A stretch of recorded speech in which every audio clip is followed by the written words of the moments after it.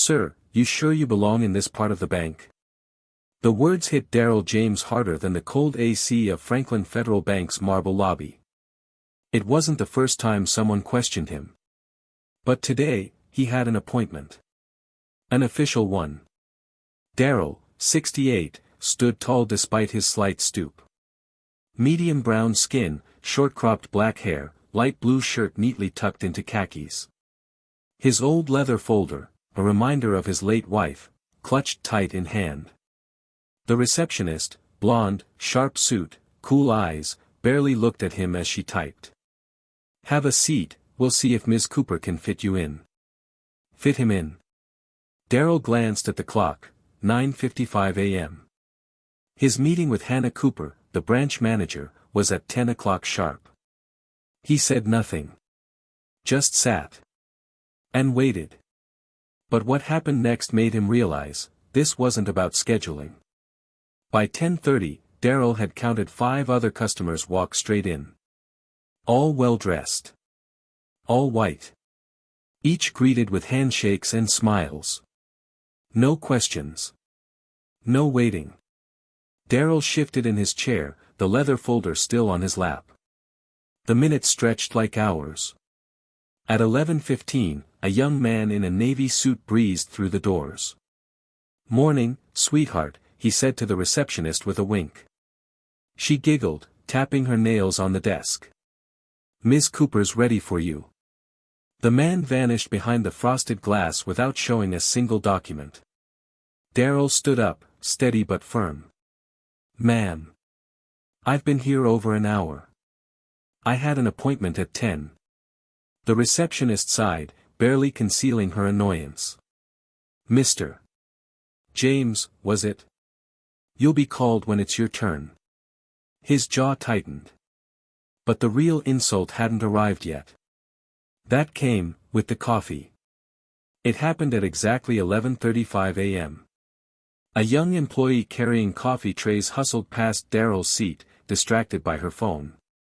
The tray jolted, scalding coffee splattered down Daryl's shirt. His light blue fabric darkened instantly, staining his chest and sleeve. The employee froze. For a moment. Then, just kept walking. No apology. No offer to help. The receptionist barely lifted her eyes. "Accidents happen," she muttered, scrolling her screen. Daryl sat still. Coffee dripping. The sting wasn't from the heat. It was from the eyes watching him. Whispering. Laughing. He could have stood up. Demanded answers. But he didn't. Not yet. Instead, he adjusted his stained shirt, clenched the leather folder tighter, and kept waiting. Because soon, they'd all see exactly who they'd made wait 2 hours. At exactly 12:05 p.m., the glass doors of the lobby swung open. A line of well-dressed figures entered, the board of directors of Franklin Federal Bank. The atmosphere shifted instantly. Staff straightened their backs. The receptionist's face lit up with fake professionalism. But all eyes turned when the chairman, a tall man with salt and pepper hair, spotted Daryl sitting quietly in his coffee-stained shirt. His steps slowed. His sharp blue eyes widened. "Mr. James." The room froze. Conversations died mid-sentence. Hannah Cooper appeared from the hallway, heels clicking confidently, until she saw him. Her smile faltered. Her skin paled. The chairman turned, voice cool but cutting. "Hannah, you made Daryl James, founding partner of this institution, wait 2 hours, covered in coffee." Daryl stood, calm as stone.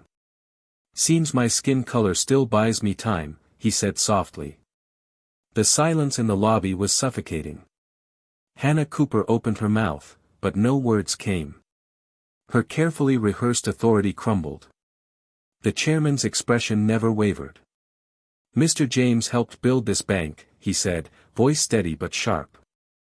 "This building, this reputation, none of it exists without him." Daryl didn't need to raise his voice.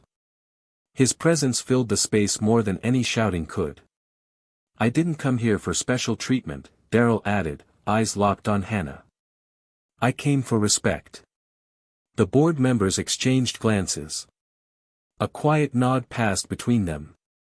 Follow me, sir, the chairman said, holding the door. As Daryl walked past the stunned staff, no one dared stop him. No coffee stains. No sneers. Just quiet shame. Outside, the midday sun gleamed. Daryl paused, glanced back, then disappeared into the boardroom, leaving only one quiet truth behind. They finally saw me. Daryl James didn't raise his voice.